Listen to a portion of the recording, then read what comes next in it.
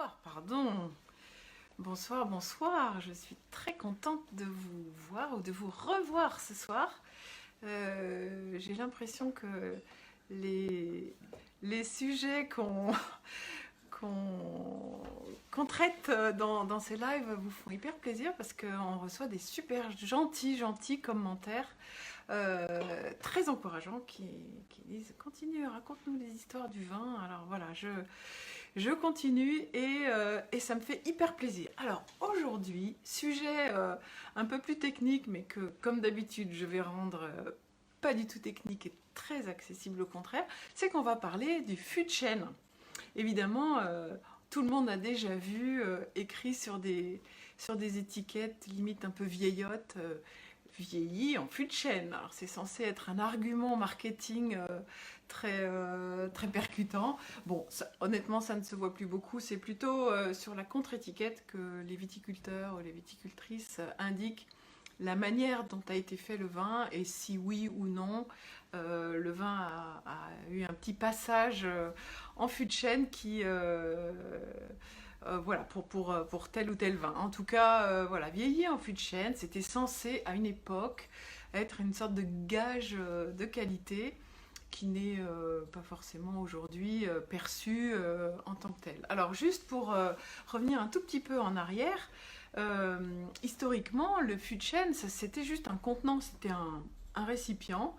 Le vin était protégé à l'intérieur du fût de chêne et puis ça servait à le transporter. On le posait il y a longtemps sur des bateaux et vogue la galère, le vin était transporté jusqu'à sa destination en fût de chêne directement.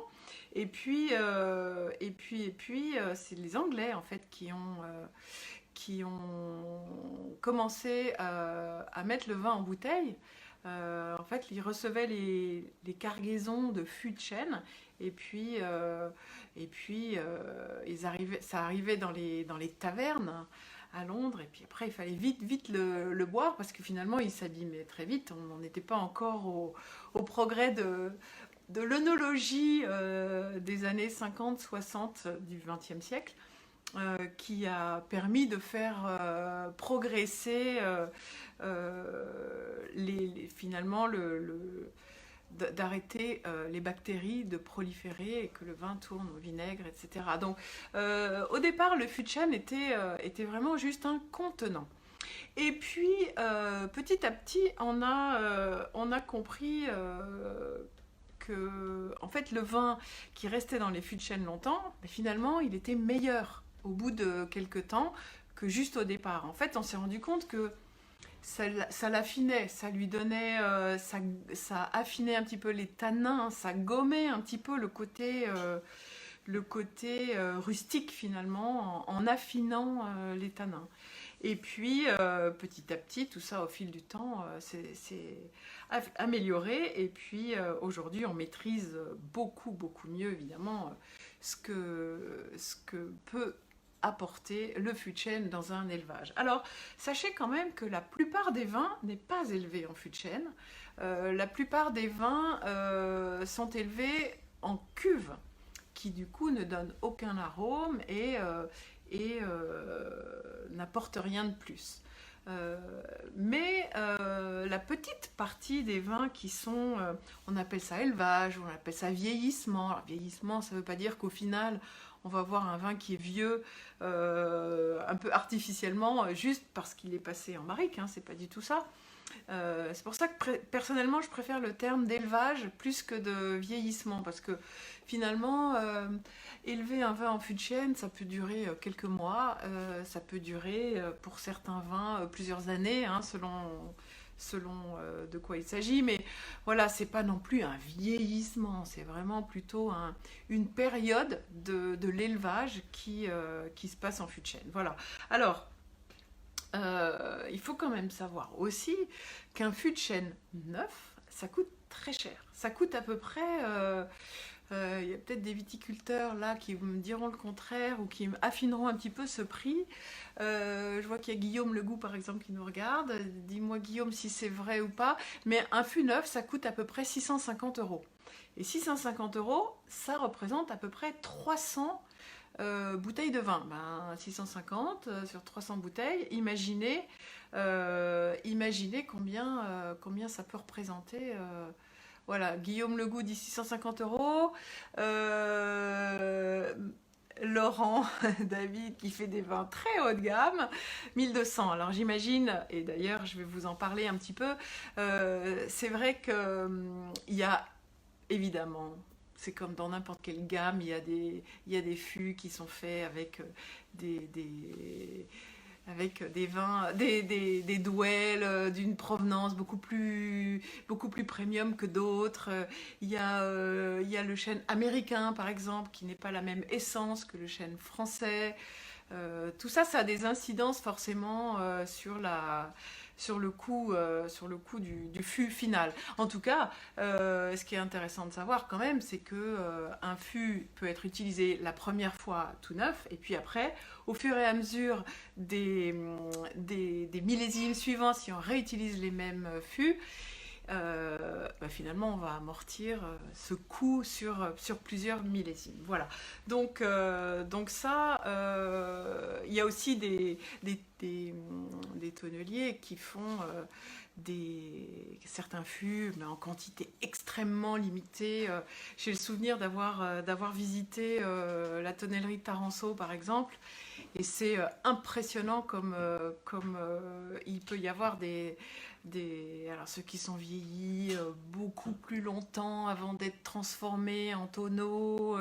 Voilà, il y a quand même tout un tas de techniques qui font que finalement on peut avoir des rendus très différents. Tout dépend évidemment de quel type de vin on cherche à faire passer dans ces fûts et quel est le coût final pour le consommateur de ce qu'on peut répercuter après ces dépenses parfois monumentales. En tout cas, c'est une partie quand même très intéressante. Voilà. Donc, ce qui est intéressant aussi à voir dans les fûts de chêne, c'est que il y a certains arômes qui sont apportés par le fût. Alors pour vous expliquer ça, il faut savoir quand même que le bois tel qu'on le trouve dans la forêt de Tronchet, dans l'Allier, qui est une magnifique provenance de fût de chêne, eh bien, ces bois, pardon, ces essences de bois, finalement, quand on coupe le bois et qu'on attend, ou même qu'on sent le bois tel quel, ça n'a évidemment rien à voir avec ce que le fût de chêne, une fois terminé, va redonner, répercuter au vin. Alors juste pour vous montrer, en fait, quand on fabrique un fût, c'est très intéressant. Il circule pas mal de petites vidéos qui sont hyper intéressantes sur la fabrication d'un fût de chêne. Le métier de tonnelier, finalement, est vraiment passionnant. C'est un métier qui existe depuis hyper longtemps. Et on se rend compte de la difficulté. C'est très manuel. En fait, les douelles qu'on coupe, on ne les scie pas. On pourrait le faire, et évidemment, ça ferait des fûts moins chers. Mais on ne les scie pas pour ne pas faire de sciure finalement et obtenir finalement les douelles. Ce sont des planches qu'on assemble côte à côte. Une fois qu'elles sont assemblées côte à côte dans un joli cercle, on les fixe par un cercle métallique, et ensuite, avant de refermer le fût des deux côtés, pour qu'il soit étanche, avec juste un petit trou de bonde sur le côté, avant de le refermer, on passe ce fût qui est partiellement fermé au-dessus d'une sorte de petit brasero qui va en fait brûler l'intérieur des fûts et apporter ces petites notes un peu empyromatiques, ces petites notes de fumée. Alors regardez, je vous ai apporté l'intérieur d'une douelle justement. Voyez, cette partie a été brûlée à l'intérieur par le petit brasero en question. Et c'est en fait cette partie qui va, quand on le sent, ça sent même encore maintenant, ça sent des arômes qui vont se répercuter dans le vin. Ça sent un peu la vanille. Ça va révéler, le fait de brûler, ça va révéler certains arômes qui sont hyper intéressants à répercuter aux arômes du vin. Par exemple, on a des arômes un peu de grillé, vous voyez, de vanille, parfois un peu de caramel. Si c'est du fût de chêne américain, ça donne même des arômes de noix de coco qui sont assez intéressants. Et ça, c'est juste parce qu'on a brûlé l'intérieur. Alors, on peut demander à son tonnelier une chauffe faible, une chauffe moyenne, une chauffe forte, une chauffe plus pour donner vraiment des arômes très, très fumés. Euh, les fûts de Bourbon, par exemple, sont carrément brûlés à l'intérieur. Ça donne vraiment ce côté très, très brûlé, très fumé au whisky. Voilà. Pour le vin, on essaye quand même d'être un peu moins brutal dans les arômes pour que le vin lui-même puisse transparaître à travers. Donc ça, c'est pour la partie aromatique, on va dire. Euh, Maintenant, les fûts de chêne n'apportent pas que des arômes, autrement ce serait franchement pas très intéressant. Je vous disais tout au début que le fait euh, de transporter le vin, on s'est aperçu que finalement, après avoir passé un petit peu de temps dans des fûts, ben, le vin s'était un petit peu adouci, il avait perdu de sa force tannique un peu rustique, un peu rugueuse, on va dire. Et finalement, ben, à l'arrivée, le vin était beaucoup plus souple et finalement plus agréable à boire. Eh bien, effectivement, le bois, c'est quelque chose qui est poreux. Finalement, il y a de l'air qui passe à travers, très légèrement, on appelle ça vraiment de la micro-oxygénation, hein. L'air passe à travers et, euh, et le vin peut respirer. Finalement, très progressivement, vraiment tout petit à petit, le vin respire et s'assouplit et s'adoucit. Et ça, l'oxygénation du vin, ça apporte à la fois plus de complexité, et surtout, un peu plus de ce gras. Vous voyez, le vin reste un petit peu en contact avec les liphines dans le fond du fût. Et a un peu plus de gras. Donc finalement, au final, on a un vin qui est un petit peu différent. Alors, évidemment, tous les vins ne méritent pas de ce passage en fût. Hein, finalement, il y a plein de vins dont on veut garder le côté cépage, le côté variétal. On n'a absolument ni besoin ni envie d'ajouter ces notes un petit peu plus fumées, un petit peu plus boisées qu'on obtient avec un passage en fût de chêne. Donc voilà, c'est pas fait pour tous les vins. Il faut déjà qu'il y ait à la fois de la matière, parce que finalement c'est un traitement assez violent, on va dire, surtout avec des fûts neufs. Mais quand on a des vins un petit peu plus légers, un petit peu plus fins, mais finalement on utilise des fûts usagés. On appelle ça des fûts de 2 vins, des fûts de 3 vins. Pour qu'il y ait moins cet effet plus violent de ces arômes qu'on apporte. Et puis, je voulais juste aussi vous parler rapidement des copeaux de chêne. Vous savez, à une époque, quand c'est arrivé un peu en France, c'était un peu le vilain petit canard. On disait qu'on ajoutait des copeaux et que c'était pas bien, etc. Mais en fait, il y a plusieurs sortes de ces copeaux. Il y a même des sortes de douelles comme ça, on appelle ça des staves, qu'on ajoute dans les cuves. Pour donner un petit peu cet arôme boisé, mais pas trop. Voyez. Donc là, c'est pas pour le rôle d'oxygénation, mais c'est plus pour le rôle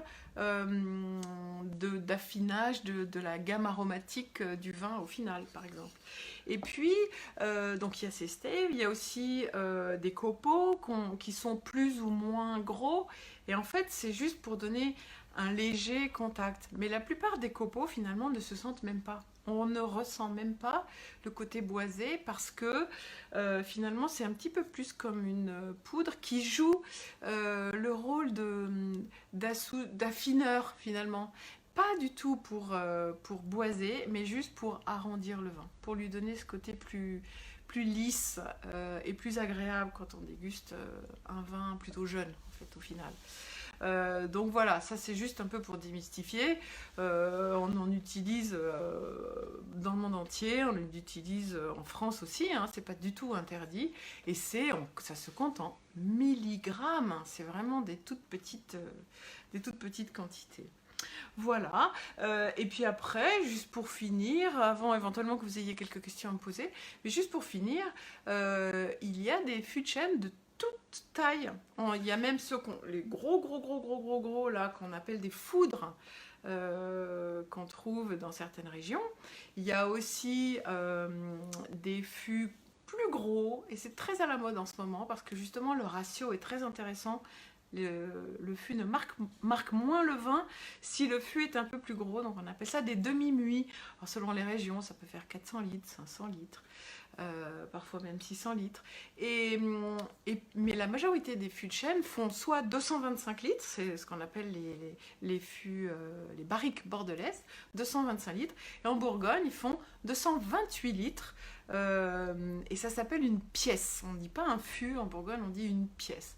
Puis après, il y a les demi, les petits fûts, parce que en Bourgogne toujours, vous savez qu'on a des toutes petites parcelles et on fait des toutes petites quantités de vin selon la taille de la parcelle qu'on a en exploitation. Mais parfois, on a deux pièces de 228 litres et puis un petit peu plus. Du coup, on utilise des feuillettes. C'est des demi-pièces. Et voilà, ça permet un petit peu de mieux loger les vins. Évidemment, en Bourgogne, dans les appellations un peu prestigieuses, on utilise le fût de chêne pour tous les vins. Hein. Pour les vins blancs, ils fermentent à l'intérieur des fûts de chêne. Et puis les vins rouges, c'est seulement après la fermentation qu'on continue leur élevage en fût de chêne. Et c'est vrai que pour les blancs, une fois le vin pressuré, le raisin pressuré, c'est le jus de raisin qu'on met dans les fûts et qui va fermenter dans les barriques. Et qui du coup pendant la fermentation, que ça crépite un peu la fermentation, ça va absorber un petit peu les arômes du fût et c'est ça qui va rendre le vin vraiment super. Puis après, une fois pendant l'élevage, les vins blancs comme les vins rouges, on les laisse un peu tranquilles et on les laisse tranquillement se micro-oxygéner à travers les pores des grains plus ou moins fins des fûts, ça dépend des essences, et on arrive à obtenir à la fin des vins absolument merveilleux, quand on sait bien s'y prendre. Alors, est-ce que vous avez des questions? Dites-moi, que je regarde. Si vous me posez des questions, n'hésitez surtout pas. Hop. Voilà, si ça se trouve, j'ai été suffisamment exhaustive pour répondre à toutes vos questions. En tout cas, je suis ravie de faire ces lives avec vous. On va continuer. Mercredi prochain, on va parler de vin et de chocolat. Quels sont les meilleurs accords entre le vin et le chocolat? Comme ce sera juste avant la Saint-Valentin, on peut imaginer que ce soit une bonne thématique. Voilà, écoutez, je vous remercie beaucoup de m'avoir suivi. Je vous souhaite une excellente soirée et je vous dis à mercredi prochain. Et puis en attendant, bien sûr, retrouvez-nous sur les réseaux de 3x20. Pour ceux qui ne nous connaissent pas encore, 3x20, c'est la première box de vin en France depuis 2010. Et nous expédions tous les mois à nos abonnés une surprise de 2 ou de 3 bouteilles avec un petit livret de dégustation pour découvrir des vins qui sortent vraiment des sentiers battus et qui vous font faire de vraies découvertes. Voilà, je vous remercie beaucoup de m'avoir suivi et je vous souhaite une excellente soirée.